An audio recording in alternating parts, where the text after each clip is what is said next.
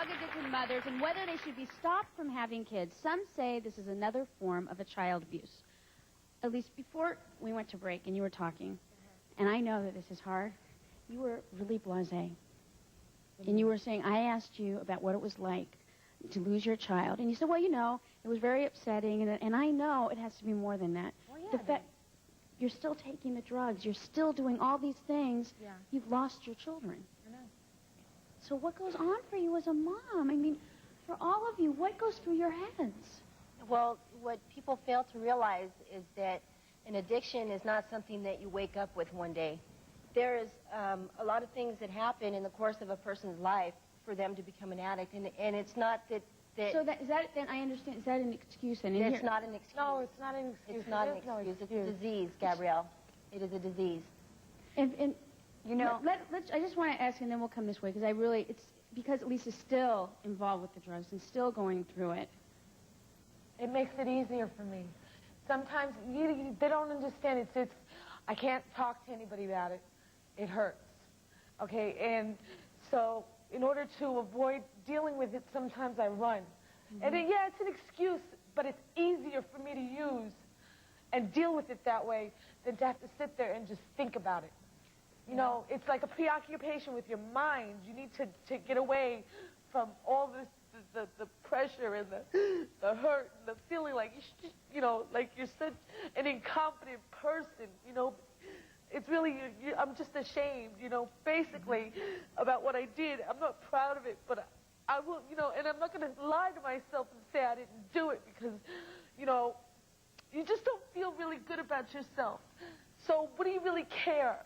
You know, what does anybody really care is what you're really feeling, you know? And it makes me feel a little bit less tense, a little bit less hurt, a little bit, whatever. Okay, it's just the feeling of the mind. That's all it is.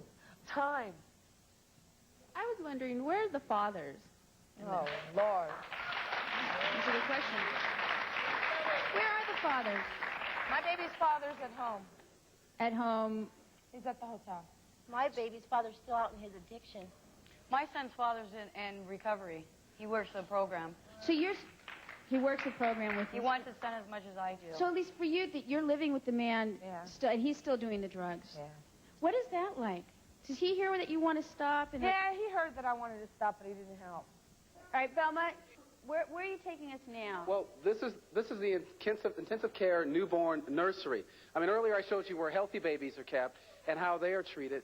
And here, Gabrielle, is the babies that we're talking about there. You'll understand all the pain and the agony, really, that you hear in Lisa's face, in her voice, and see in her face, and that Pam obviously shares. Because when you see the condition of these babies, who are not like the healthy ones, who are in many cases prematurely born, who are in many cases of very small size and an unnatural weight, when you see those children, you'll understand why it's so hard for them to even talk about this. This young woman is Leanne, and she works with these kinds of children all the time. Hi, Leanne. Here's one right now. So this is a preemie here. Yes, this is a. Come on over. This is a baby that was born prematurely. And you can see there are all kinds of tubes coming out, because essentially what they do is with this equipment they simulate the womb, more or less. The baby's being fed by some of these. By some of these tubes, the baby's functions are being monitored, particularly the oxygen level. Isn't that? Oxygen, all the vital signs, which would be blood pressure, heart rate. We take temperatures, all those things. It's nurses like Leanne who spend 12 hours a day, or 12 hours in a shift, monitoring everything about the baby so that in case there's anything wrong, they can either turn up the level of oxygen or turn it down. They can, if necessary, call a respiratory expert, or they can call the doctor in case of an emergency. It's a 12-hour-a-day job for two people. They try to have each child monitored by the same two people each day until they can move on to a healthier state. As you can see, this isn't the only child in this condition. There are many. And Gabrielle, what I'm about to show you, I have to warn you, is shocking. This is what can happen when you take drugs while pregnant, Gabrielle. Oh, look at how teeny that little baby is. Now, how young is this baby? How premature? This baby was born at 27 weeks gestation, and So how much did it weigh? How much did this baby currently weighs 1 pound, about 11.5 ounces. And what is the likelihood of it surviving? Very good chances, actually.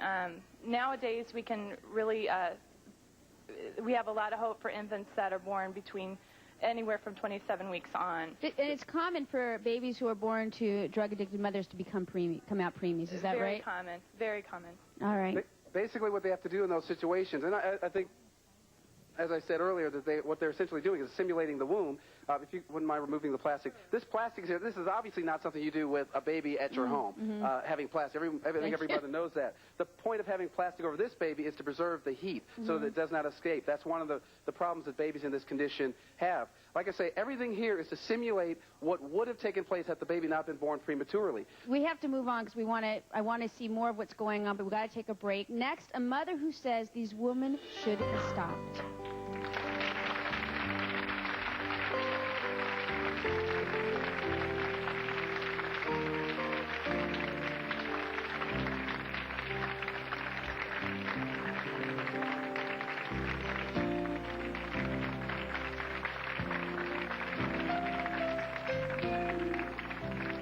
If your mate constantly consults a psychic, tarot card reader, or a person with a crystal about your personal business and it's driving you crazy, call Gabrielle at 1-800-407-7040. Please welcome Barbara. Thank you for being here, Barbara. Now, you're a mother of 10. 4 of the children that you have actually are adopted. They were drug addicted. Right. We have 4 siblings that were born drug addicted. Same mother. She's had 8. We have the last 4. You have the last 4 from the same mother. And you're listening to these women, you're hearing the pain and the struggle of what's going on, but you don't feel that they should have their children back. Is that right? Not only that, I feel that they should all be sterilized.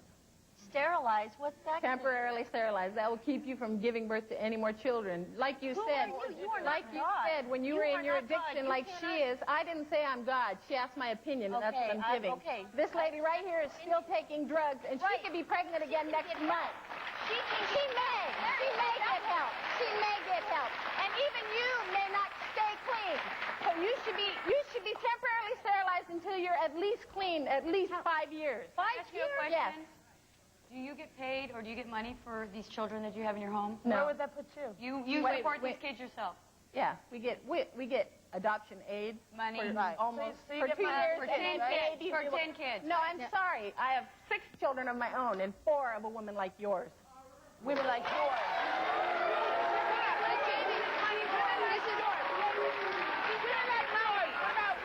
What kind of attitude does that show? No, I don't appreciate her attitude, trying to make it look like I'm doing it for money. If it weren't for women like that, your children would be homeless. Your children would be homeless. It's not about fighting. It's not for money. I may not get another dime after 5 months go by, and I'm raising those children for the rest of their lives. It's not about money. How can you even bring money into it? These people are paying millions of dollars to take care of your children. Did you bring that up? But now, Jamie, actually, though, Jamie, you have issues with, you do have issues, legitimate issues, Yeah, I do. with foster care. Yeah, sure I do. Because my son was abused in foster care because a woman got the money and she made my son do chores, beat him with a Black & Decker saw. I believe it. I believe it. And she collected the money and didn't buy my son nothing out I of it. believe you. There are a lot of foster homes like that. Women like But you. if it weren't for women like you, we wouldn't need foster homes. Women like The concern for you, when you took these children in, you've seen what they're like when I've watched, their mother's had 8 children, and she's not in a drug program. She could have number 9 any day, and nobody does a thing about it. That's where I came in. It's going to be a law. It's going to be a law. If these women are going through programs, don't they deserve a second chance? But they do not deserve to get pregnant again.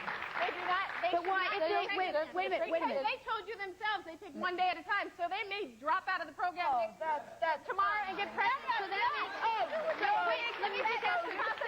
So does that mean, So we don't deter. so do you think do you believe that there's a healing that can go on, that people can be rehabilitated? This is the audience. That's all I want to ask.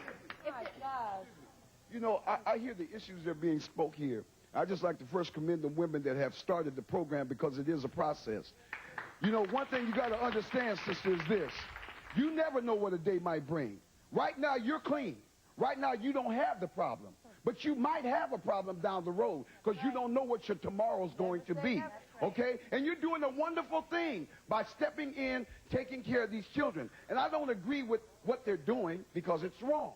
Okay? It's putting a human life in subjection to something that's bad. But you're forgetting something. You're forgetting that it's not only crack cocaine, it's alcohol, it's pills, it's marijuana. But you don't hear them talk about that, okay? You don't hear them talking about what marijuana does to the brain, okay? A lot of people say that it's okay to do that, okay? No, and we agree. Thank you. Yes. I'm not saying that I don't know that they have a problem, and I'm not saying that I'm not understanding to their problem. I'm saying that they should not give birth to any more children. All right. That's what I'm saying. I didn't say they don't have a problem. They do have a problem. Their addiction should not hurt anybody else. What you need to understand is that when a person is under the influence of a drug, their mind is altered. And that's they why don't think about and that's the reason we need to step in and take over. All right, you guys. And We take have to. control I of want the us. I want us to go reproductive right now and talk to Belma out there, where we just saw the little baby. Belma, it's very heated out here.